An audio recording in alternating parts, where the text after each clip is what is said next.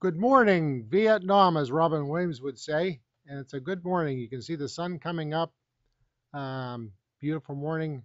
As a newbie in Vietnam, this was one of my first pictures that I took uh, on a mission not very far from On K.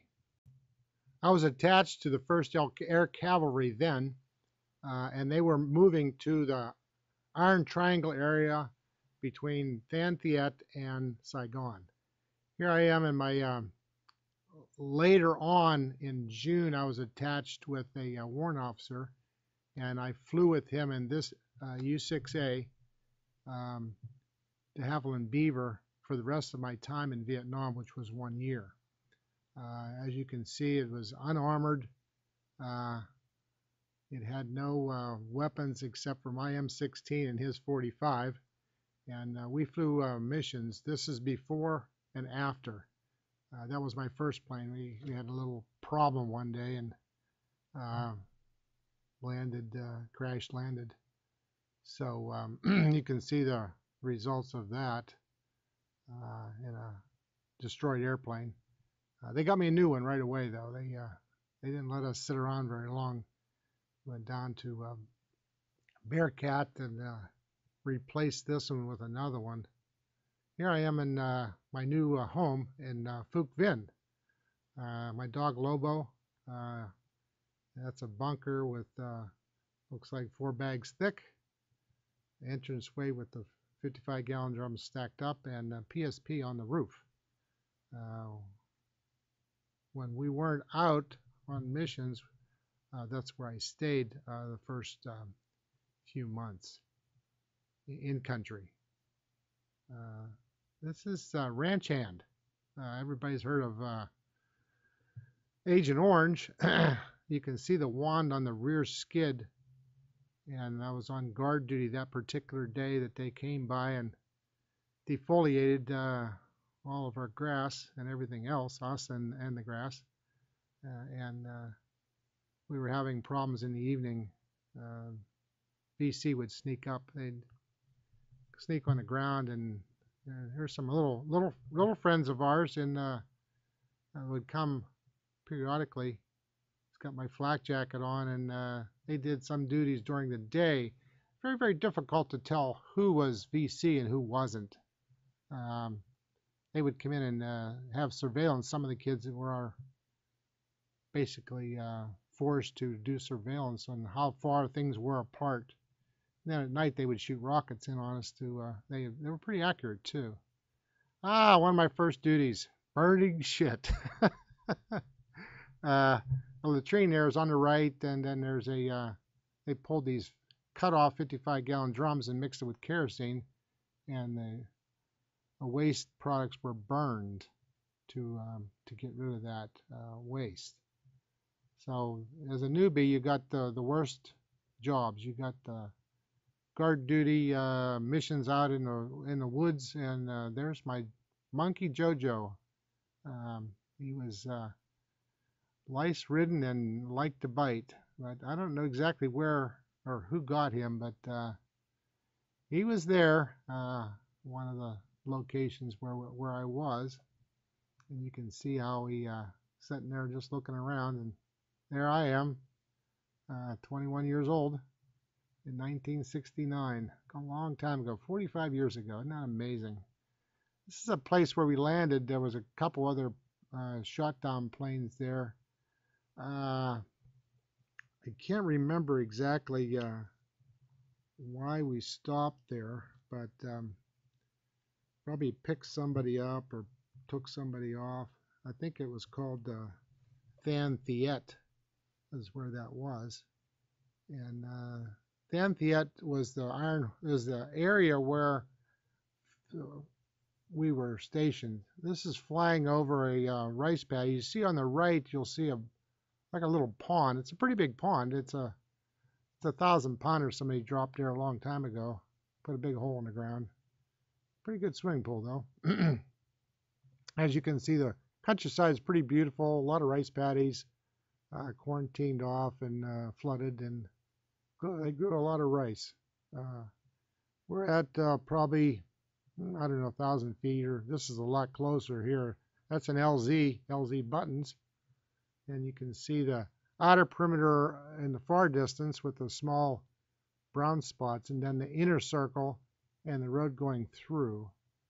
On the right, the square thing is fuel bladders for the equipment at night. Of course, you don't have any electric there, so they had to run generators. And that was a protection for I believe there's a bridge right there.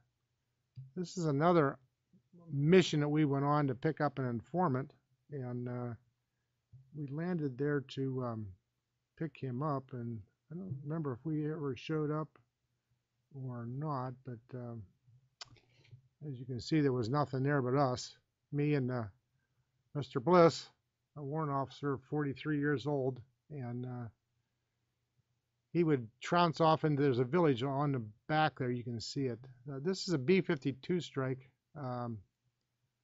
off in the distance. You can see the smoke rising, and that was probably, oh, I don't know, 3 or 4 or 5, about 3 miles away. You could feel them up to 10 miles. And you couldn't ever, we rarely ever saw the plane, but you definitely saw the effects. And then we flew out there after after this was done. In the next picture, you'll see the groundwork there with the holes in the ground, and as it flew over. And there's a road there sort of on the left. And like I say before, that the first mobile air cav, the mobile unit with helicopters, was sent into this Than Thiet above Saigon area to stop the supply route that the VC were using to supply their efforts. This is a helicopter. We had a Black Hawk, Nighthawk they called it, that would fly over at night with there was absolutely no lights on it that were visible until they had a searchlight that they turned on. And the searchlight was about 3 feet in diameter with a minigun below it. One of the guys dropped a Willie P off inside that evening. They had gooks in the wire, and Willie P went off and inside the airplane, so they had to let down into the fire here. This is at a location where we stopped to pick up some grunts. It's LZ buttons. Those are Monyards building inside the perimeter. The runway was on the outside, actually. You can see a caribou landing. We had already landed. We had picked up the grunts. We were overweight. We were taxiing out. We were waiting to taxi out, but after this caribou landed, and then they had a rocket attack at the same time as we were taking off. They snapped this picture. It hit the fuel dump, missed us. You see the runway below. This might have been after the first pass. We were so heavy we couldn't get any altitude, so we had to circle in this area below this mountain where they had shot the rockets off. I got another picture coming up that you'll see I think this is the first go around. This is the second go around. That's the runway we just took off from, and the mountain was on my right, and we did finally make it out of there. We had a terrible time getting loose from the ground. We didn't think we were going to make it. Actually, we were too overloaded. But Mr. Bliss, I could just see the sweat beads on his forehead as we took off out of there. I actually should have stayed, and he should have came back for me, but that was then, and this is now, I guess. That's the Black Virgin Mountain off in the distance. We owned, I think, the top and the bottom, and they had the middle. It was a honeycombed mountain, huge, huge mountain. You can see the air scoop on the front of the airplane on the right there, right out my window. We flew pilot and co-pilot most of the time. And Warren, with being a check pilot, he would sign me off on my flight log. Get a little closer here. There was a runway there. We did land there many, many times below the mountain, and picked up informants, picked up mail, picked up just anything you can imagine. And then we would fly back to Phuc Vinh after the operation was over. was a pretty big base there. You can see the uh, honeycombness of the side on the opposite side of that mountain. I don't know how far, we're not terribly far away from it, but we got pretty close sometimes. You could go around it, you know. And Vietnam is from the air. Certain days the clouds were just absolutely unbelievable. We'd fly around through the clouds, and you could maybe get a Vietnamese pilot would come in a bigger plane. That's a rubber plantation below us. We flew out there to monitor Fort Observer for an artillery outfit, and they had a lot of VC that were invading the French rubber plantations, and you'll see the next few pictures are all about the same thing. They have that's a little closer down, getting a little closer, actually really, really close. Flew around this. That's all French rubber. Years ago, they were the first people that got kicked out of Vietnam, I guess. Then we came in, and we flew by there and went around, and then they, on the other side of that far off area, there was a whole tank brigade. Here you see them. They were surrounding a certain area, and we were supposed to observe from above. Never really liked that much because we had absolutely no armament. I would sit on my flak jacket, and I had, you know, just my M16, which wouldn't have helped too much. But anyway, that's neither here nor there, I guess, at this point. But I tried to get the second flak jacket to put on the door, but didn't have any chance of that. That's another LZ there. You can see this may be a repeat of the one before. I think we showed this to you. See the road, and yeah, I'm pretty sure we showed this from a little farther away, I think it was. And I'm not sure if that's the LZ that we lost, that helicopter, the Nighthawk. Here I am building up 2.75 rocket heads. You screw the head onto the propellant. They went into a tube on the airplane. We didn't have those tubes. They used them on OV-10s, and they also used them on helicopters. We didn't have any mechanism to put them into, but I was building these up for somebody else that particular day. That's an old that's an OV-10 there, actually, that those went in. Crashed on takeoff, I believe. I don't think anybody got hurt. We were out on a mission. When I came back, it was stuck in a revetment there, or stuck in a culvert. You can see the burnt to one engine clear off. The other one was damaged pretty heavily. They would fly and shoot spotter rounds of where they wanted the fighters to come in and rocket attack things. That is I'm not exactly sure. It's a pretty big base, so we're pretty far up, a couple thousand feet, I'm sure. And you can see the roads going through it. There's probably a runway there. I'm not really sure. I'd have to go back in some of my logbooks to see where that actually is. This is Phuc Vinh. That's a C-130. The runways are pretty short there. They have to actually back the plane all the way down the runway with the engines and then take off.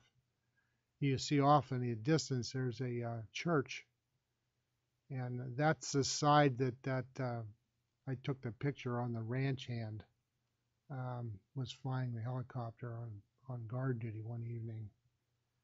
PSP runways, that's Phuc Vinh, the new headquarters where they moved down from on K to this location. You see the first air cav signal there in the center of the picture.